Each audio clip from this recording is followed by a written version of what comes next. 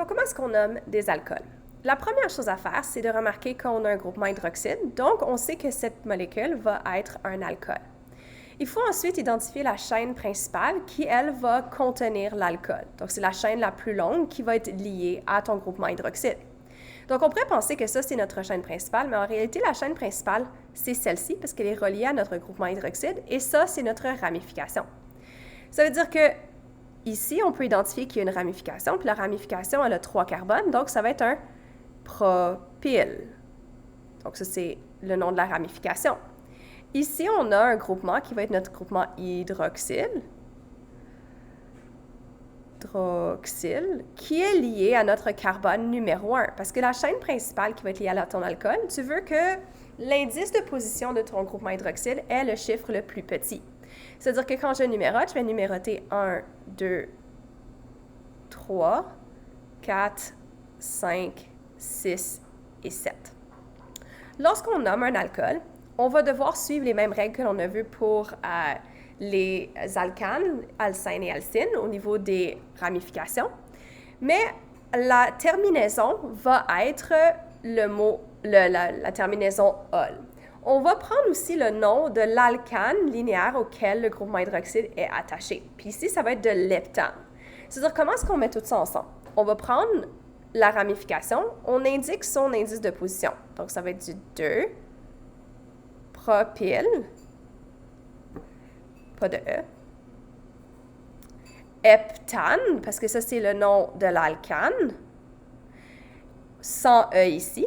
On pourrait écrire un ol, parce que le groupement hydroxyle est en position 1, mais généralement, quand on a un hydroxyle en position 1 et qu'il n'y a pas d'autres groupements hydroxydes dans ta molécule, on va juste terminer avec ol. Donc ici, c'est du 2-propyle-hectanol. Qu'est-ce qui arrive quand un groupement hydroxyde se trouve comme ramification d'un cyclane? Dans cette situation-là, on a maintenant en ce moment juste un seul groupement hydroxyle, donc c'est relativement simple. Le groupement hydroxyle va indiquer que ceci est un alcool. Ceci va être considéré dans le fond comme la ramification. Et donc, on va appeler ça du cyclopentane,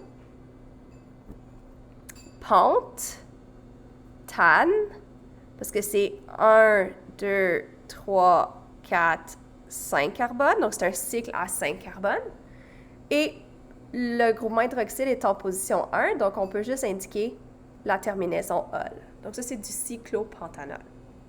Maintenant, qu'est-ce qui arrive lorsqu'on n'a pas un alcool primaire, mais un alcool secondaire, par exemple, et le groupement hydroxyde, qui est ici, ne se retrouve pas à une des extrémités de la chaîne principale?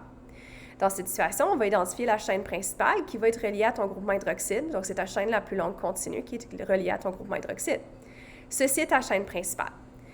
Normalement, le groupement hydroxyle devrait avoir l'indice de position le plus petit, mais ici, on peut voir que quand on compte les carbones, si on compte dans cette direction ou que l'on compte dans cette direction, ça va donner l'indice de position numéro 3, peu importe comment on compte.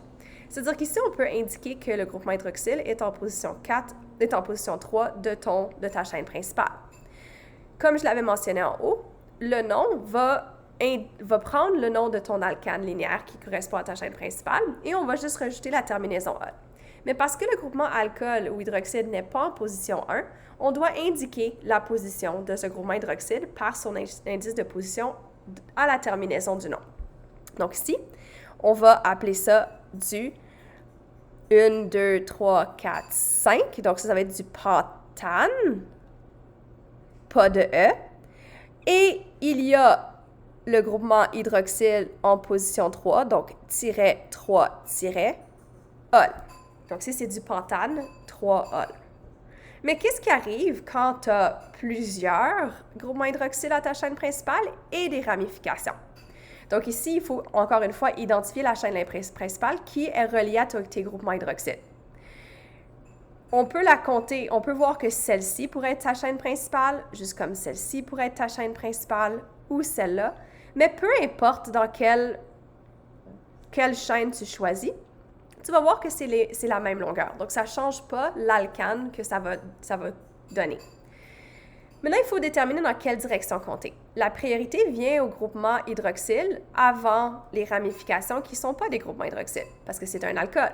Donc, si je compte 1, 2, 3, 4, mon premier alcool va être en position 4, Mais si je compte 1, 2, 3, mon premier alcool va être en position 3.